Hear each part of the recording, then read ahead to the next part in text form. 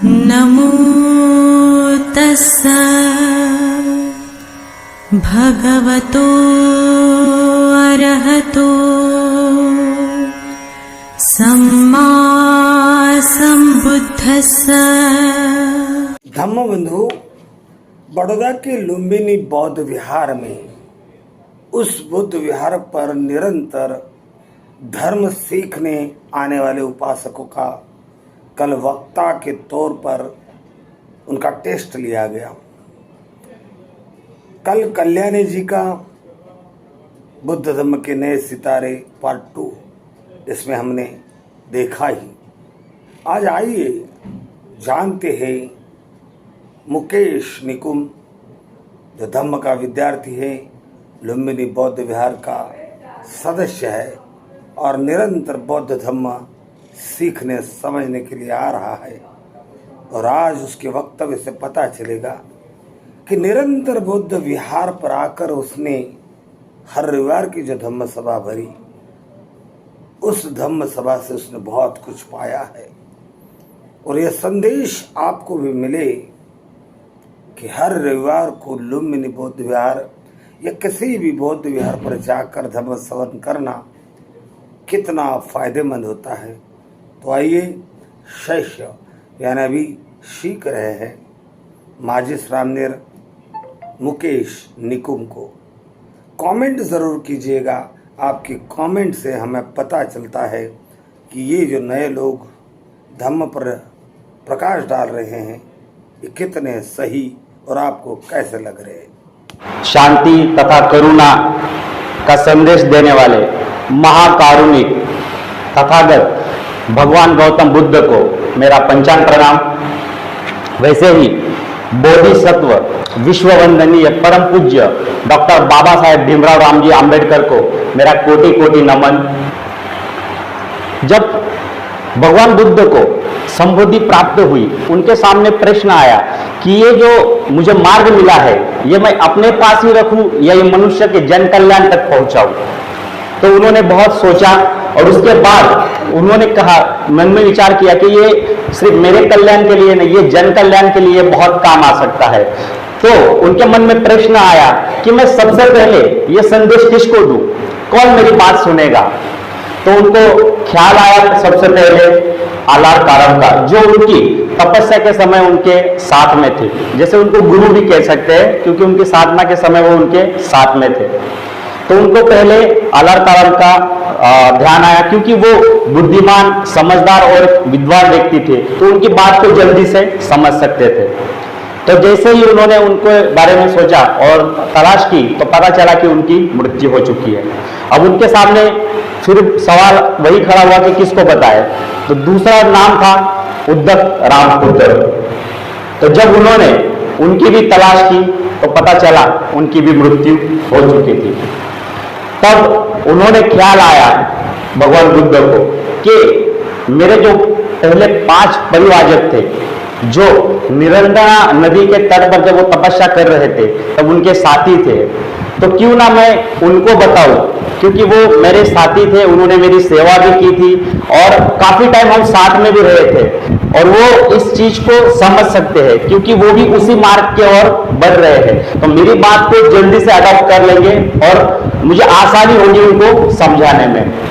फिर उन्होंने उनके बारे में पता किया तो वो लोग सारनाथ में इसी पतन मुद्दाओं में ठहरे हुए थे। तो उनका ठौर ठिकाने का बुद्ध ने तलाश की और उनकी ओर वो मार्ग पर निकले।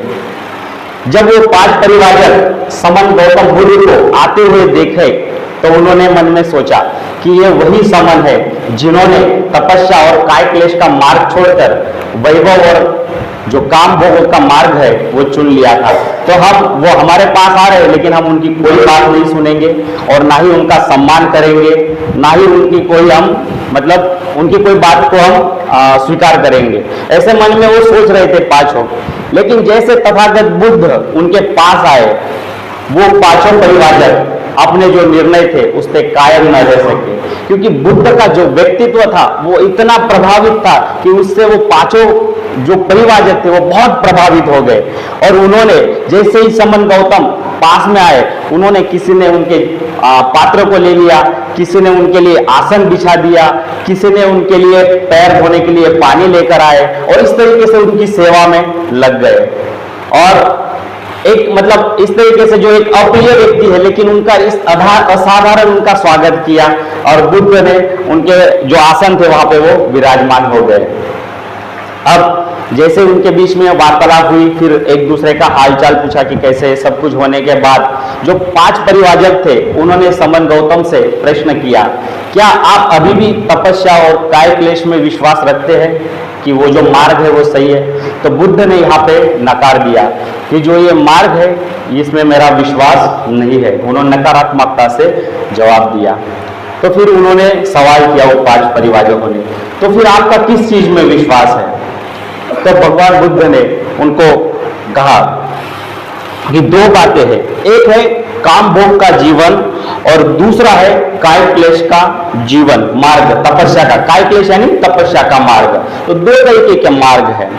एक है जो काम भोग, जिसमें होता है कि आप खाओ पियो मौज करो मस्या करो और मर जाओ, और दूसरा जो है तपस्या का जीवन, जो आपका यहाँ पे जो है कि भाई सारी इच्छाओं वासनाओं को दूर कर दीजिए, क्योंकि ये आपके पुनर्जन्म का कारण बनेंगे, वापस से आपको पुनर्जन्म की जो चक्र है उसमें आपको घुमाता रहेगा। तो ये दोनों चीजों को भगवान बुद्ध ने जो है नकार दिया। फिर परिवारों का सवाल था, अगर दोनों चीजें नकार दी है तो फिर मार्ग क्या है? फिर भगवान बुद्ध ने कहा, मेरा मार्ग है मध्यम मार्ग, जिसे मध्यम प्रतिपदा वो मानते थे। अब परिवारजकों ने प्रश्न किया कि हमें इसके बारे में विस्तार से बताइए। तो बुद्ध ने उनको कहा कि अगर किसी के मन में काम भोग और ऐसे अगर विचार चल रहे हैं तो वो कैसे तपस्या कर सकता है, क्योंकि उसकी तपस्या तो व्यर्थ हो गई। अगर कोई व्यक्ति तपस्या भी कर रहा है और साथ में उसके विचार में काम भोग आ रहे हैं तो भी उसका जो अग्नि है, जो तृष्णा है, वो कभी शांत नहीं हो सकती।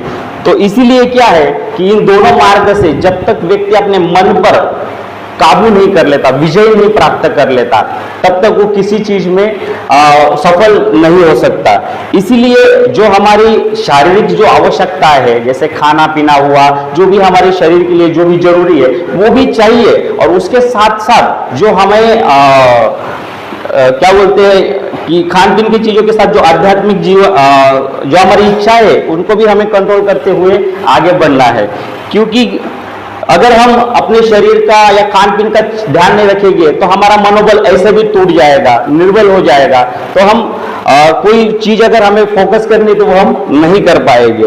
तो इस तरीके से उन्होंने मध्यम मार्ग को जोड़ दिया कि यही मेरा मार्ग है और इसी की देशना मैं देता हूं।